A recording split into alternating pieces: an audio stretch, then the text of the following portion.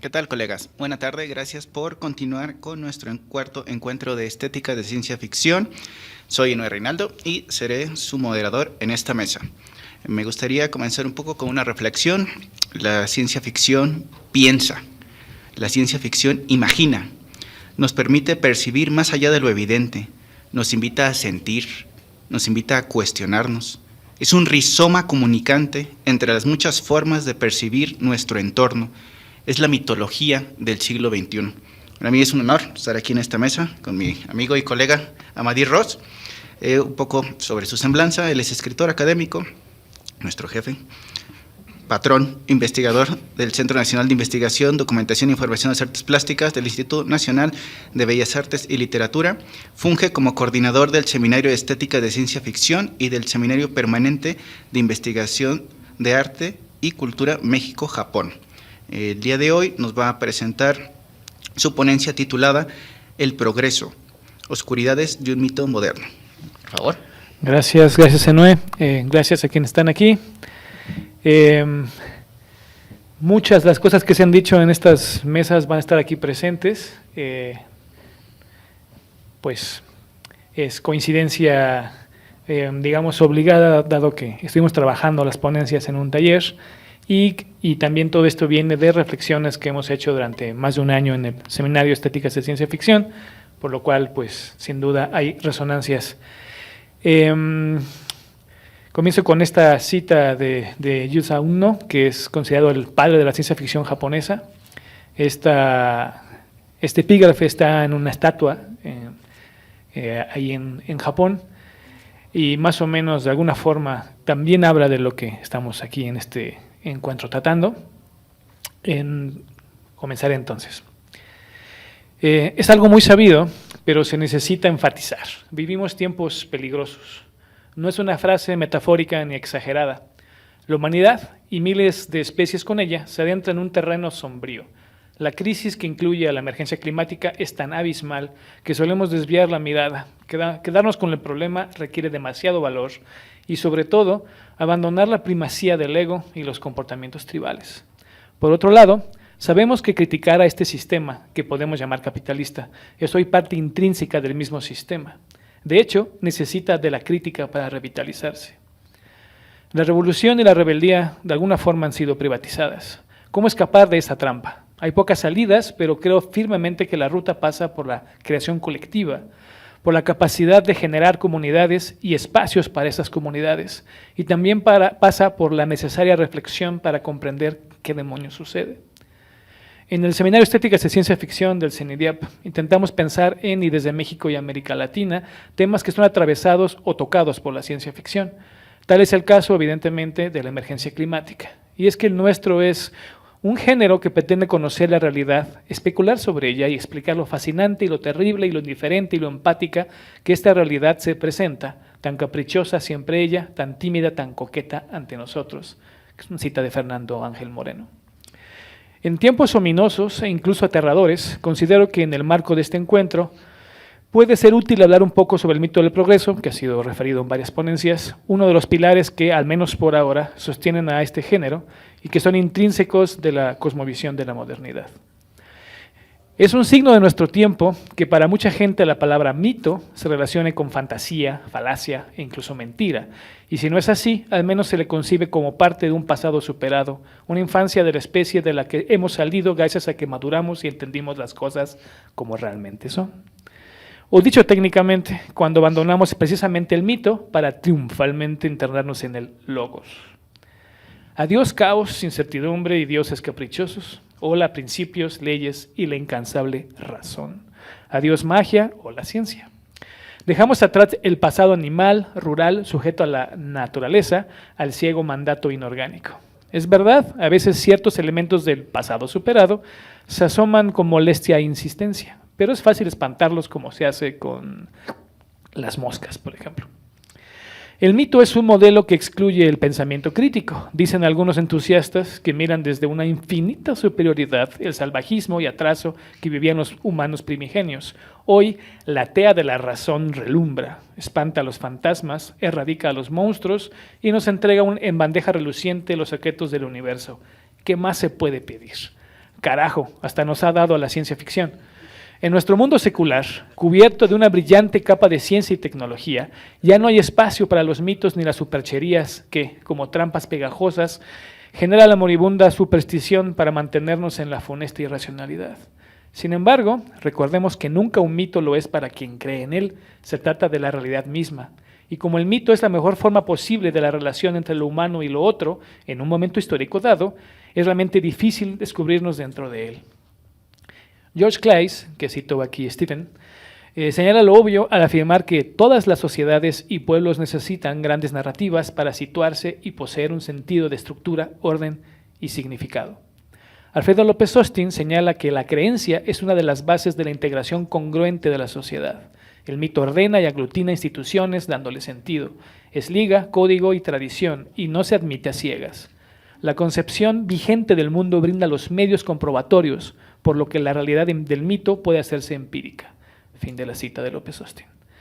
Esto aplica incluso en aquello que llaman posmodernidad, una era que supuestamente depuso las grandes narrativas e hizo suyo el relativismo como juego intelectual, factual tal vez, de libertad sin límites. Lo cierto es que las grandes narrativas, arcaicas, modernas o posmodernas, suelen poseer una forma mítica, porque es posiblemente el más eficiente modo de transmisión de código que tenga como fin resonar de maneras específicas y eficaces en los sujetos que lo reciben. Si se analiza con atención, el multicitado paso del mito al logos guarda, esta cita y aquí es de Sergio de Castro, guarda paradójicamente un profundo paralelismo con multitud de mitos de creación, un caos previo, bien en la propia naturaleza o bien en la manera de explicarla, un principio sobrenatural o trascendente, dioses o la razón, y el resultante universo ordenado, el cosmos. Ahí fin de la cita. Lo mismo ocurre con la actual idea de ciencia, utilizada para adecuar la realidad a la visión moderna. Por supuesto, esto no tiene relación con que la ciencia sea un sistema vivo, colectivo y autocorrectivo que nos ha dado por ejemplo, un glorioso telescopio James Webb. Analicemos brevemente otro ejemplo moderno de mito, la economía. Un mito tan poderoso que incluso posee tintes religiosos. Tiene catedrales, los bancos centrales y parroquias, los bancos. Los ministros de Economía y los presidentes de las reservas federales fungen como cardenales y ministros, empleando a un ejército de economistas ordenados en el seminario, formados en la universidad, donde aprenden los dogmas necesarios y el lenguaje especializado con el que deben hablar de los santos temas. Diferentes y encontradas versiones de la misma religión pugnan por control: clásicos, neoclásicos, keynesianos, marxistas ortodoxos, neomarxistas, liberales, anarcocapitalistas. El mito religioso alaba o condena, pero jamás ignora a la metafísica mano invisible del mercado. El Dios de este mito religioso es, por supuesto, el valor que se autovaloriza. Y para que podamos hacer comunión con él, con su sagrado cuerpo, usamos ritualmente la representación precisamente de su cuerpo, el dinero. Comprar y vender poseen una serie de códigos rituales que son difíciles de ignorar. Por ejemplo, no se puede comprar un auto usado sin regatear. O hay una vieja tradición de especular con bonos que sabes que mañana serán basura. El mito religioso económico está tan imbuido en nuestra sociedad que vemos como inevitable, una especie de destino manifiesto, que el famoso 1% de la población posea el doble de la riqueza que el restante 99%. Hemos llegado a tal punto de alienación que ni pestañeamos cuando el mito se desmaterializó y pasó a ser un espíritu divino gracias a la gran reforma implementada por Estados Unidos en la década del 70, cuando liberó al dinero de su atadura al patrón oro. Desde entonces, el sector financiero, que debería estar al servicio de la producción de bienes y servicios, actúa realmente al revés. En otras palabras, el capitalismo clásico del que escribió Marx, figura mítica por derecho propio, pasó a un nivel superior, en el que ya no son las mercancías el eje económico, sino la especulación. Ni siquiera la obscena crisis de 2008, que puso en claro que el mito neoliberal está constituido sobre falsedades y es absolutamente inviable, apoyó un poco nada más su poderío simbólico. El mito no solo oculta su naturaleza como mito ante quien lo profesa, sino que al existir incuestionado despliega todo su poder. No es cualquier cosa, al mismo tiempo, delimitar la realidad y reinventar la realidad. Proceso que siempre, en todas las culturas, incluye algunos elementos mientras desecha otros. Residuos que por su propia naturaleza excluida evidencian lo precario y arbitrario del proceso. De ahí la importancia de negar ese vínculo fundamental. Esta es una cita de Emmanuel Liscano. Negar ese vínculo fundamental y reconstituir míticamente los orígenes a partir de una pureza original, ya sea la virginidad de la Madre de Dios, el pacto social ideal en que se funda la democracia, etc. Esa ilusión a la que cada cultura llama realidad exige el olvido de sus sucios orígenes y la reconstrucción ideal de sus fundamentos. Fin de cita. Y, por supuesto, olvidar también que se trata de un olvido y una reconstrucción. Los fundamentos de lo social, es decir, de la realidad, han de ser impensables para que el mundo no se desfonde. El mito existe porque explica, traduce y sitúa. Existe porque recoge los acuerdos que hemos ido haciendo sobre qué es la realidad y cuál es nuestra relación con ella.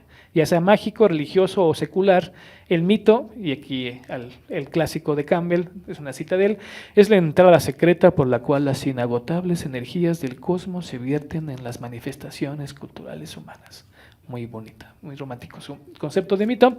El mito acompaña, señala que en el extraño viaje de esta vida sin sentido, ni siquiera tenemos que arriesgarnos solos a la aventura, porque los héroes de todos los tiempos se nos han adelantado. El laberinto se conoce meticulosamente, solo tenemos que seguir el hilo del camino del héroe, otra cita de Campbell.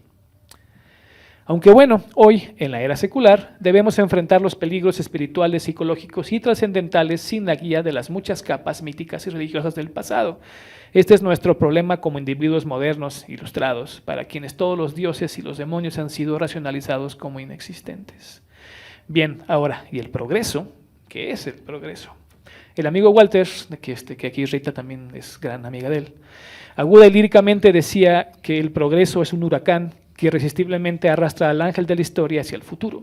De manera más mundana, ya dejando atrás al buen Walter mientras leen la cita completa, el progreso podría definirse como una mejora o avance cumulativo en una dirección deseable y superior, un futuro mejor, ideal, en el que cada vez hay mayor complejidad y bienestar. La historia, al fin y al cabo, se mueve en una dirección concreta de mejoramiento ascendente a pesar de las naturales desavenencias temporales. El motor del progreso es, para empezar, un motor, un invento épico y revolucionario del ser humano. Sus combustibles son el desarrollo intelectual, el desarrollo de las libertades y, sobre todo, el ya referido desarrollo del pensamiento lógico-matemático y su manifestación en la ciencia y en la técnica.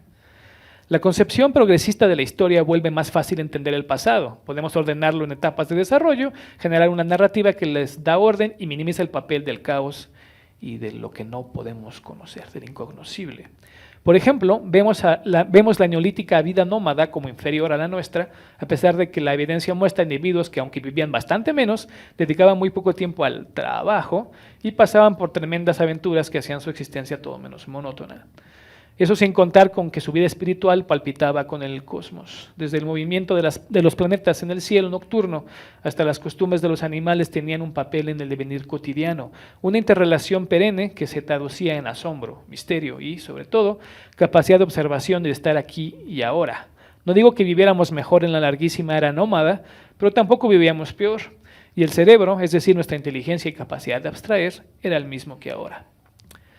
La idea de progreso revela su consistencia mítica cuando descubrimos que se fundamenta principalmente, pero no únicamente, en dos elementos eminentemente mitológicos. La noción temporal lineal desarrollada por el judeocristianismo, que conduce del Génesis al Apocalipsis y que ya en tiempos modernos fue reforzado por conceptos como la flecha cosmológica.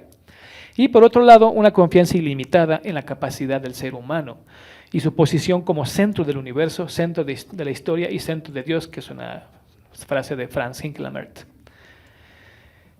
Comencemos por la idea del tiempo como flecha, una corriente no solo continua y rectilínea, sino además cualitativamente ascendente, sometida de grado a la atracción irresistible de que el futuro ejerce por sí mismo, en tanto que sede de la excelencia, son palabras de Bolívar Echeverría.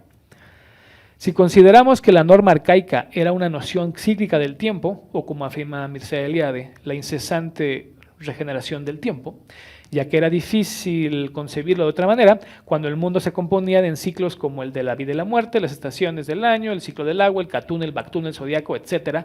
Y el concebirlo como una línea es, por decirlo menos, completamente revolucionario. El impacto mundial que ha tenido es prueba de su éxito. Hoy en día es una creencia tan establecida que rara vez nos detenemos a pensar en ella. Por ejemplo, en varias de las culturas llamadas indígenas de la actualidad, el tiempo también se concibe como una línea, aunque se mira hacia el pasado en vez de hacia el futuro. Y ahí lo está contando Yasyana mejor que yo. Por cierto, este artículo se lo recomiendo bastante. La fecha temporal también permite imaginar el tiempo como un lugar por el que nos desplazamos, y de ahí que usemos metáforas espaciales para definirlo. Esto dio pie a que la ciencia ficción inventara los viajes en el tiempo y las deliciosas paradojas temporales. Pero por otro lado, tras la secularización que debilitó o desapareció el pensamiento mágico y religioso, la humanidad quedó más expuesta a la ansiedad originaria, o sea, a la muerte, y a la angustia por el porvenir, que existía vagamente cuando las nociones cíclicas neutralizaban esa responsabilidad transtemporal, es decir, la idea de que nuestras acciones no solo afectan nuestras vidas, sino de las generaciones venideras. Ante esto, la modernidad se volcó obsesivamente en el presente como sucedáneo de lo místico, lo que dio como resultado una aceleración constante del tiempo y una ansiedad que busca aliviarse a través del consumismo, a pesar de que, como agujero negro, jamás queda colmada. El consumismo actúa como una especie de anestesia neorreligiosa que pasó del devorar mercancías a devorarlo todo en una ruta interminable que aquí nos tiene. El capitalismo tecnocrático vacía de sentido cada aspecto del mundo para volverlo objeto de compra, venta y especulación, o dicho de manera más precisa por Bolívar Echeverría, estamos ante el fascinante espectáculo de la sociedad moderna, la artificialidad y la fugacidad de las configuraciones cada vez nuevas y diferentes que se inventa para su vida cotidiana y que se suceden sin descanso las unas a las otras, lo que hace evidente su afán de compensar con aceleración lo que le falta de radicalidad. ¿De qué forma el humano pudo convencerse con tanta vehemencia que el porvenir era mejor que el presente? Bueno, recordemos que primero Europa, la cuna de la modernidad, se volvió cristiana y abrazó sus mitos escatológicos y luego se graduó en racionalismo, pero conservó la idea del tiempo lineal y su promesa de un mundo mejor más adelante. Trabajemos duro por ese futuro, dijeron los protestantes, criticando a los católicos y haciéndolos a un lado en la creación de ese mundo nuevo que, gracias a la tecnología y una sobresaliente determinación imperialista, terminó rindiendo a prácticamente todos los pueblos de la tierra a sus pies. A inicios del siglo XX, cuando Occidente todavía marchaba invicto, pero algo comenzaba a oler raro, John B. Burry señaló que la esperanza de lograr una sociedad feliz en este mundo para las futuras generaciones, o bien de una sociedad a la que de modo relativo se puede calificar como feliz, ha venido a reemplazar como centro de movilización social a la esperanza de felicidad en otro mundo. La vieja idea del Tamuanchan, el paraíso de donde venimos y al que regresaremos, fue transformado en la idea cristiana del Edén, a su vez transfigurado durante el Renacimiento en la utopía, que a su vez dio paso a la idea de el buen tiempo futuro, eucronía, alcanzable a través del avance científico y tecnológico. Llegamos después, ebrios de técnica, a la era atómica, que nos acaba de contar Gabriela, momento en que la humanidad completó los requisitos para que el mundo y todo lo que contenía fuera suyo, a su servicio, a su disposición. Lo otro es de mi propiedad, no por derecho divino, sino humano. Los recursos naturales están ahí para hacerme rico. Lo mismo pasa con los recursos humanos. Recursos, todos a mi disposición, a mi servicio. Adiós al inservible respeto, adiós al imbécil asombro, adiós a los ridículos rituales. Cortamos las ataduras que nos ligan o religan con todo lo que no soy yo y a volar. Es para siempre, vete acostumbrando. Y si te duele la cabeza de tanto progreso, toma una aspirina. ¿O acaso tenían aspirinas en tu idealizado mundo del buen salvaje? Obvio no, palurdo. El mundo es un buffet y el que lo pilla es el más avispado. Los humanos hemos destronado a los dioses. Es aquí donde alcanzamos al otro gran componente del mito del progreso, el humanismo o antropocentrismo, como prefieran, ese que confía ilimitadamente en el poder de la humanidad, su ingenio, trabajo y dedicación. Dicho de otra manera, el mito del progreso implica la omnipotencia de la humanidad. Es la historia de la ascensión de los humanos a la altura de las divinidades que habitan el sagrado Tamuanchan, que por cierto Tamuanchan en la cosmogonía náhuatl es la morada divina, el lugar de niebla florida en el que se yergue el gran árbol que se tuerce sobre sí mismo y está cargado de joyas y oro. Algunos dioses rompieron el árbol y fueron expulsados de Tamuanchan, lo que dio origen a la creación del mundo y del tiempo. A pesar de haber derrumbado las nociones más ingenuas del positivismo, estamos de acuerdo en que, aunque sea gradualmente, la especie humana es capaz de resolverlo y alcanzarlo todo. La creciente acumulación de conocimiento, técnicas y experiencias conduce a la firme creencia de que incluso lo imposible es posible si se exploran los suficientes caminos por el tiempo suficiente. Podríamos llamar este mito el moderno tlacuache. Si el marsupial robó el fuego a los dioses para dárselo a la humanidad usó este fuego para destronar a los dioses y colocarse en su lugar.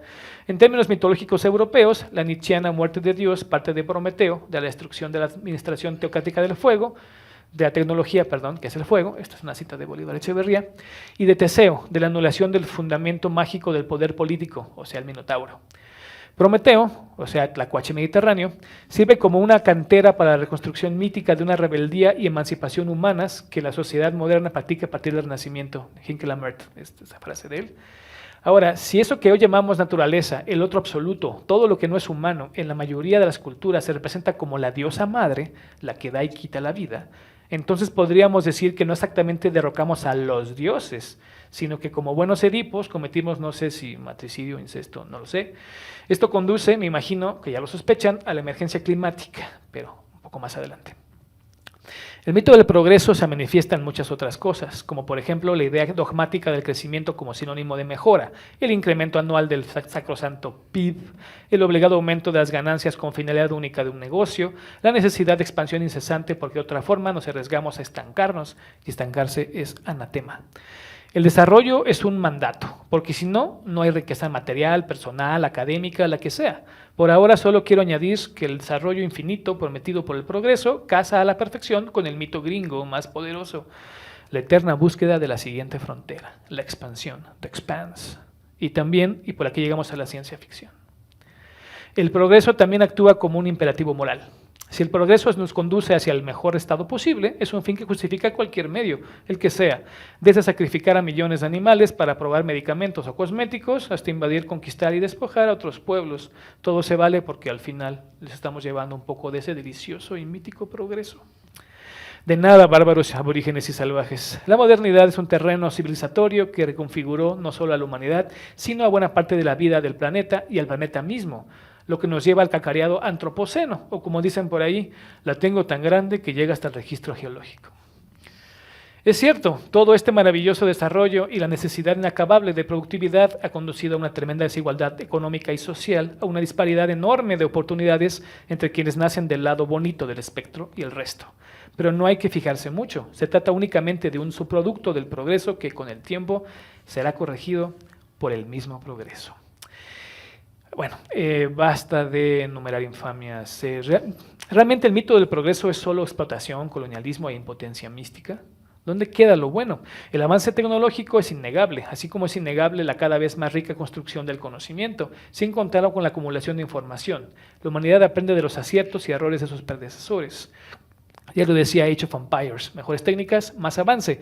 O no tenemos una mejor medicina, unos más avanzados sistemas de transporte, un conocimiento más refinado del cosmos, un más completo programa de derechos humanos, igualdad ante la ley, respeto a la diversidad y cariño por los perros y gatos.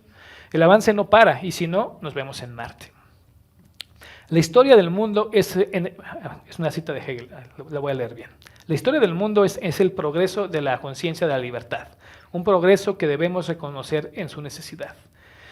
La libertad es una idea y un fin muy lejano de la banalidad materialista del valor que se autovaloriza y de la razón instrumental. Es imposible entrar en el vasto tema de la libertad y demás idealismos, pero acordemos que la monstruosa fuerza del mito del progreso, o mejor dicho, el titánico poder de la modernidad, también ha transformado nuestras vidas de manera maravillosas. A pesar de la profunda crisis que vive actualmente, la democracia es, por hoy, el menos peor de los sistemas, a mayor complejidad, mayor inestabilidad. El mito del progreso es una de las tantas patas del megamito de la modernidad, una cosmovisión inventada, expandida e impuesta por Occidente. Hoy lo intuitivo, lo sensible, lo místico y lo espiritual son desacreditados como viles remanentes del pasado irracional, imperfecciones que habrán de desaparecer. Pero, ¿qué es la modernidad?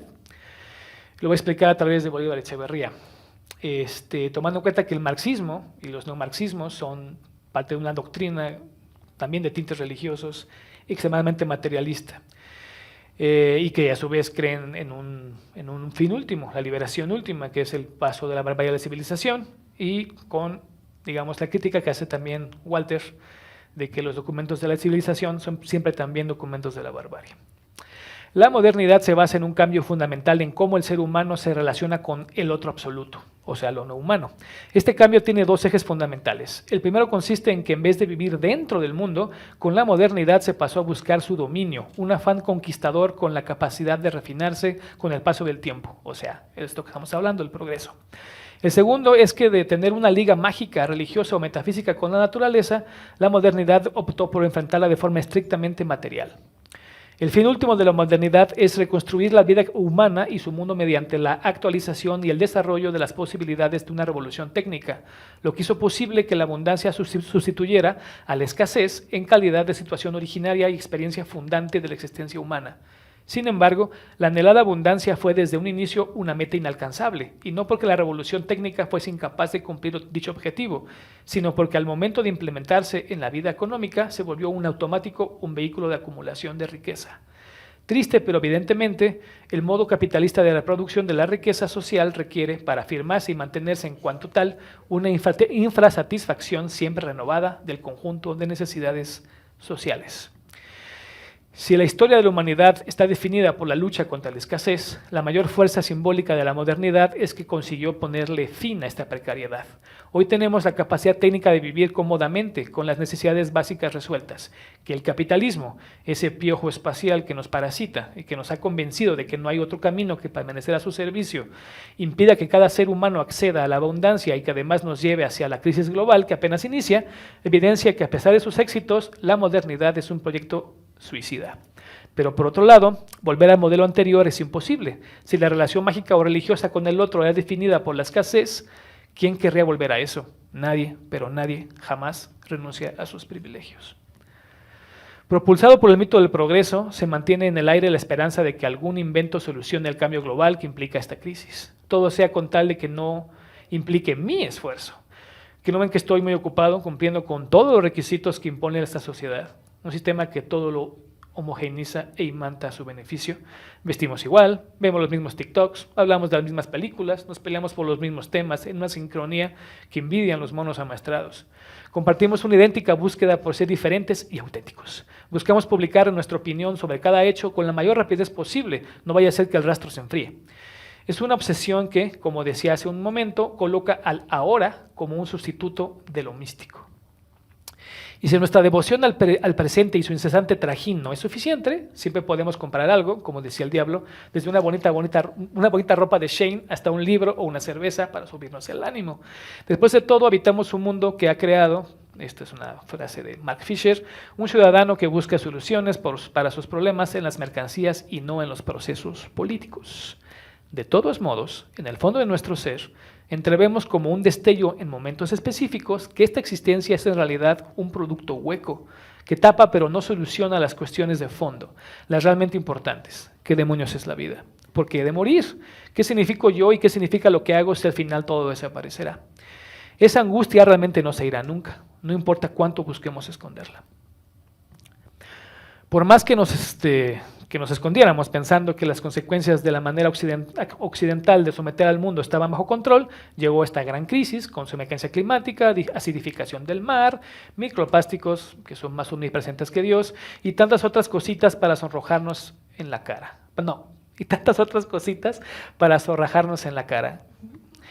Es momento de que la arrogancia humana y su adicción al pensamiento racional y a la acumulación material paguen la cuenta. Y todo indica que no tenemos suficiente en las alforjas para cubrir el costo. El cambio global, esta gran crisis, es el final del mito del progreso, o al menos de la era occidental. Pero al menos tenemos a la ciencia ficción. Si la ciencia ficción puede ser entendida como una herramienta mítica, narrativa y estética, a través de la cual nos explicamos el impacto, las posibilidades y las resonancias de los aspectos tecnocientíficos de la modernidad en nuestras vidas, ¿qué papel juega en el fin del método del progreso, aquello que justamente le dio vida? No hablo solo del oscurecimiento del género que se acentúa desde los 60 y hoy en día es mucho más oscuro, sino de si se puede desprender de aquello que lo trajo al mundo. Tal vez el asunto pase por el gradual pero necesario cambio del para qué queremos desarrollo tecnocientífico. Y eso posiblemente solo pueda venir desde el llamado sur global, no lo sé. Lo cierto es que el culto a lo tecnológico se basa, entre otras cosas, en una supuesta primacía de las herramientas punzocortantes del lítico y el neolítico. A esto se opone la muy conocida teoría de la bolsita de Ursula K. Le Guin, que ya fue aquí citada, y análisis sobre la técnica de intelectuales como de Lewis Mumford, que señala lo evidente. Las más significativas invenciones de los humanos primitivos, logradas en el ritual, la organización social, el lenguaje y la moral, no dejaron reliquias materiales, como tampoco la bolsita ni las redes.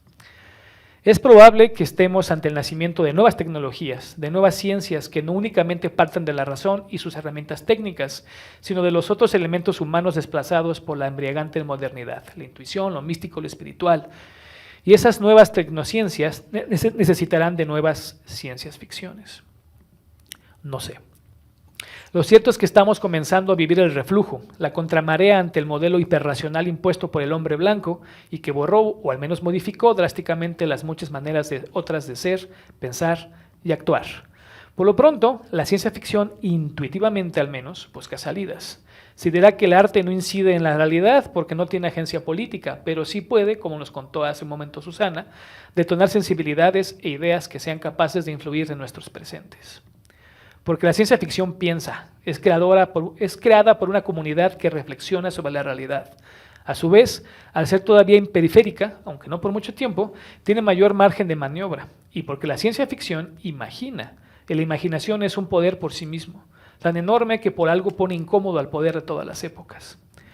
Imaginemos. Reflexionemos, hagámoslo en conjunto, en comunidades compuestas por individuos con ideas, inclinaciones y formaciones y gustos diferentes, pero capaces de ver más allá, como buenos integrantes del colegiado que crea y estudia la ciencia ficción.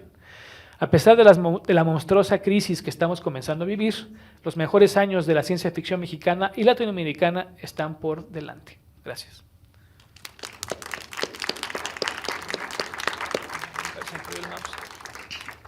Muchas gracias, Amadís. Traigan los guantes de boxeo.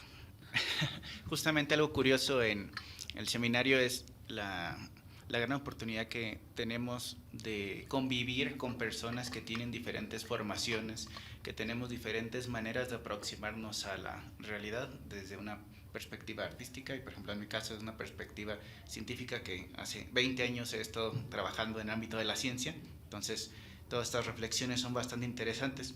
Le quisiera a Amadís hacerle una pregunta, un núcleo que estuve trabajando a lo largo de su presentación y poco antes de cuando la leí.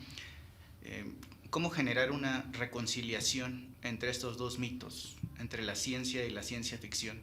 ¿Cómo lograr al mismo tiempo cuestionar, problematizar nuestra cotidianidad, como ha sido en todas las ponencias que hemos tenido, pero sin caer en esa perspectiva anticiencia que ha llevado a no te vacunes, a dudar que la Tierra es redonda, a utilizar mercurio en pleno siglo XXI? ¿En qué momento, cómo lograr ese equilibrio desde la ciencia ficción? Es una pregunta muy compleja. No tengo idea realmente, pero creo que pasaría por dejar de tomar lo que dice la ciencia como un dogma incuestionable. Creo que ese sería un paso. Y también cuestionar un tanto la razón como un producto de lo que decide qué es verdad y qué es mentira. Porque la ciencia no es el problema, sino es cómo se utiliza la ciencia. ¿Quiénes utilizan la ciencia para qué fines? Y tal vez, y no soy yo el primero en decirlo para nada, pasar de la ciencia a las ciencias, no porque sean diferentes disciplinas, sino porque haya diferentes maneras de entender y practicar la ciencia. Y ahí tenemos los trabajos, por ejemplo, de Yu Hui, que habla de la tecnología. Tecnologías diferentes dependiendo de la cultura, pero lo mismo puede suceder con la ciencia. O sea, entiendo el principio, digamos que la ciencia tiene esta ventaja de que puede ser constatada por otro investigador, otra investigadora en cualquier otro lugar, en cualquier otro momento y debe dar el mismo resultado. Eso es incuestionable, o tal vez no. Sin embargo, es más bien en el uso. ¿Y cómo reconciliar? Pues lo que pasa es que es muy diferente ser anticiencia que cuestionar a la ciencia. De hecho, no debe haber ningún ente, institución, persona que no deba ser cuestionada. Sería más bien dejar de creer que es pues el nuevo Dios y que todo lo que baje de su santa superioridad lo recibimos entre loas y gracias, gracias. Tal vez sea por ahí. Justamente no podría estar más de acuerdo porque algo que ha cambiado incluso en la manera en la que abordamos la ciencia ficción era la famosa ciencia ficción dura y ciencia ficción blanda, cuando ya no se habla, inclusive en la ponencia, hace 2 ponencias, de el método científico, sino de los métodos científicos, las formas de acercarse a problematizar de diferentes trincheras el intento de comprender la realidad y no confundir el mapa con el territorio. ya lo hemos dicho muchas veces también, de esta falacia que tenemos de que consideramos que la ciencia nos puede permitir comprender la realidad, cuando realmente es un constructo que nosotros hacemos para podernos aproximar a nuestros limitados sentidos, meta herramientas de intentar reflexionar sobre ella. Y es muy interesante nada más complementar la presentación, que incluso desde la misma biología ha habido una gran batalla y pelea, pero el consenso general es igual: no existe progreso en la evolución.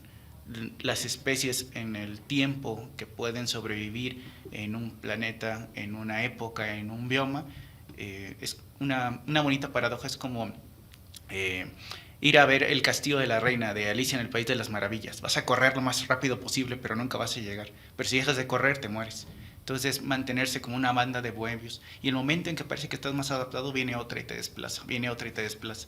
Y es un continuo. Entonces, esta ilusión de progreso es bastante curioso, porque más bien es un producto, como bien comentas, de lo que has hecho. Nunca ha existido y parece que es un pretexto, pero de nuevo es un nuevo mito que no se puede dejar de largo. Nada más quisiera añadir que tal vez el derrumbe de este modelo, que estamos comenzando a vivir este derrumbe, nos lleve a una humanidad mucho menos arrogante. Creo que uno de los grandes problemas que tenemos es una arrogancia ilimitada, que pues bueno, vaya que vamos a pagar el precio por esa arrogancia. Entonces, tal vez también pase por ahí, y mucho de lo que se ha dicho en las ponencias, de una forma u otra apuntan hacia allá. O sea, por ejemplo, Samuel con emoción, con las emociones. Es así como de qué otras maneras nos estamos aproximando a esto, que no pasen por ahí, porque esto que pasa por ahí ya ha hecho suficiente daño.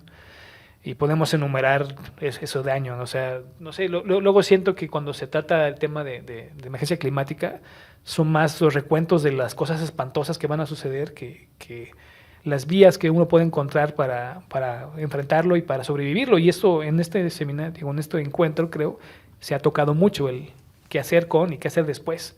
Y eso considero que es muy valioso. Perfecto. Tenemos tiempo para un par de preguntas de la audiencia. Susana. Colega, por favor.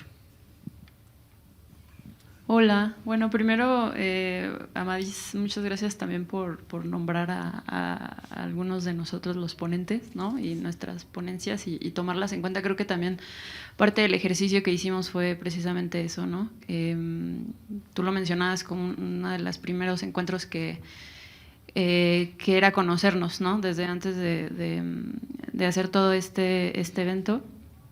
Y creo que pues vamos retomando, ¿no? Como cosas de lo que exponen los demás, y es sumamente, pues enriquece, ¿no? Mucho también nuestras posturas, ¿no? Ante algunos temas. Y nada más quería mencionar que ahorita lo final que decía sobre esta no nueva ciencia ficción, pero sí esta ciencia ficción que cuestiona precisamente su origen, ¿no? Que es esta pues sí, como podríamos llamarle como el optimismo a la tecnología, ¿no? Todo este tema del progreso. Y yo, son cosas que me las pregunto con ciertas obras, ¿no? de ciencia ficción que ya más bien están abordando precisamente esto, ¿no? del cambio climático, ¿no? de otras cosas que van más allá de, bueno, este aparato nos va a venir a resolver las cosas, ¿no? Y por ahí leía, bueno, este término que propone Andreas Malm, ¿no? Que es el capitaloceno, y que Bourdieu dice que hay toda una nueva estética desarrollada por artistas, que es la estética del capitaloceno, precisamente, ¿no? Y que es toda esta nuevo interés, ¿no? Que surge desde no solo las artes visuales, que es lo que a él le interesa, ¿no? Sino también desde la literatura y otras múltiples artes, ¿no? Que es precisamente ya no solo ser, pues como dices, ¿no? Como indiferente, como arrogante, ¿no? Y un artista que solo que solo piensa en una autorreferencia, ¿no? Sino ya pensar como también en el entorno, ¿no? Y me parece interesante toda esta nueva, no sé, hasta me emociona, ¿no? Mucho como pensar en todas las propuestas que vienen digo, a mí me gustan mucho obras clásicas, ¿no? De la ciencia ficción, digamos, llamadas así, ¿no? Pero como que me emociona pensar en cómo va a cambiar también la ciencia ficción, porque igual como se puede, como bien dices, ¿no? O sea, criticar y cuestionar la ciencia, así se puede cuestionar la ciencia ficción también, ¿no? Y cómo se va renovando y también cómo va afectando el entorno, ¿no? Y todo lo que está pasando, que hemos comentado hoy, y pensaba también cómo pues sí, resistir, pero también continuar, ¿no? Ahorita que mencionaban también de que es un continuum, ¿no? O sea, es un continuo vivir la crisis, ¿no? O sea, vivirla que no se acaba, ¿no? Que está ahí y va a estar y siempre va a haber que atravesarla, ¿no? Entonces, como me dejas pensando en esto de cómo cuestionar la ciencia ficción como la entendemos y las nuevas cosas que se vienen, no en progreso, pero sí en este continuum, ¿no? Gracias. ¿Alguna otra pregunta? Ya tenemos tiempo para una pregunta corta. 8 minutos. Gracias. Bueno, Amadís, me gustó mucho tu ponencia y bueno, me recordó algo muy interesante porque justamente Lyotard, en la condición postmoderna, él dice que precisamente lo postmoderno viene a cuestionar precisamente la idea del mito del progreso, ¿no? De hecho, es una desmitologización de la idea del progreso y en ese sentido también él dice que hay que desconfiar de los grandes relatos que construyen a la historia, ¿no? Por ejemplo, digo ya en términos filosóficos e incluso siendo un poco más específica, los grandes relatos de la historia están construidos a partir de estas herencias de la filosofía occidental, de estas visiones binarias, por ejemplo, del sujeto-objeto, de las condiciones, por ejemplo, de la verdad o lo falso. Y en ese sentido, esto que tú abordaste, ¿no? Sobre dejar paso a las alternativas a través de estas nuevas narrativas, digamos, ciencia ficcionales, creo que es muy interesante porque en ese sentido creo que se apega más a esta idea que tenía Lyotard, ¿no? De lo postmoderno. Y bueno, en ese sentido quisiera preguntarte cómo ves tú esta forma también de construir un poco, no solamente al pensamiento, digamos, filosófico, sino también a estas narrativas, ¿no? Cienciaficcionales, que de alguna manera también tendrían como esta labor de desplazar un poco o de desconfiar también de estos grandes metarrelatos, ¿no? De la historia. Y bueno, esa es mi pregunta. Gracias, Daniela. Podría decir que sí es como desconfigurar estos grandes metarrelatos, pero tal vez solamente ciertos metarrelatos. Tal vez haya algunos otros que han sido desplazados de los cuales podamos tomar, porque no han sido dominantes, no han sido, no han ejercido pues poder, o al menos no en los últimos siglos. Me imagino todo lo que se decía en la mesa anterior, todo lo que está ahí en los que llaman pueblos indígenas, que yo no sé cuál sea la palabra correcta para referirse, pueblos de Abya Yala, tal vez, que está ahí, que ha sobrevivido a 7 siglos de humillación, de bota en la nuca. Esos relatos tal vez nos puedan servir, pero es que ni siquiera los conocemos. Entonces, es tal vez, yo como lo consigo, y es totalmente una visión personal, es que todo este movimiento de la posmodernidad que por algo inicia en Francia, es una deconstrucción de la misma visión occidental desde Occidente. Pero aquí que estamos en una zona que no somos ni de aquí ni de allá, tal vez debamos, pues sí, tomar lo que se dice, que no es, no, o sea, no digo que lo desechemos ni hacerlo menos, por supuesto que no, pero ¿cómo es que lo tomamos aquí? ¿Cómo es que utilizamos las herramientas que se están creando allá, las discusiones que están dándose allá? ¿Cómo las aplicamos a nuestra realidad, pues política, cultural, social, económica? Y tal vez se necesita hacer un trabajo de traducir esa deconstrucción al entorno mexicano, latinoamericano, del sur, y no sé qué filósofa o qué filósofo se aviente esa tarea descomunal, pero creo que valdría la pena mucho desde esa disciplina intentar hacer eso.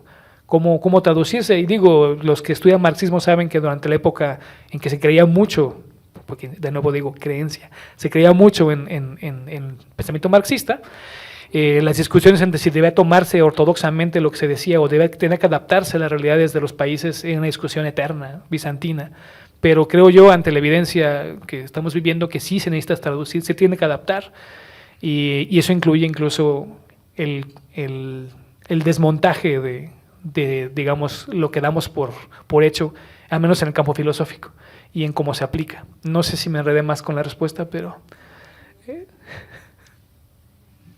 Bien, muchas gracias, Amadís. Pues por cuestiones de tiempo vamos a parar aquí. Nada más quisiera complementar, justamente agradecer a Amadís por la gran ponencia, y una conclusión que siempre hemos tenido a partir del seminario es que el éxito de las nuevas investigaciones, hablando desde la ciencia, y creo que ha quedado más que claro, desde la ciencia ficción viene la interdisciplina, ahora también llamada transdisciplina, ya no nada más generar proyectos a partir de la biología, de la química, de la estadística, de la filosofía, sino ya son proyectos nada más de hacer antologías, de juntar diferentes puntos de opinión, no, sino juntar todas estas visiones, el campesino, el científico, la científica, el teólogo, la teóloga, y en conjunto lograr generar soluciones, porque a problemas complejos no hay soluciones simples.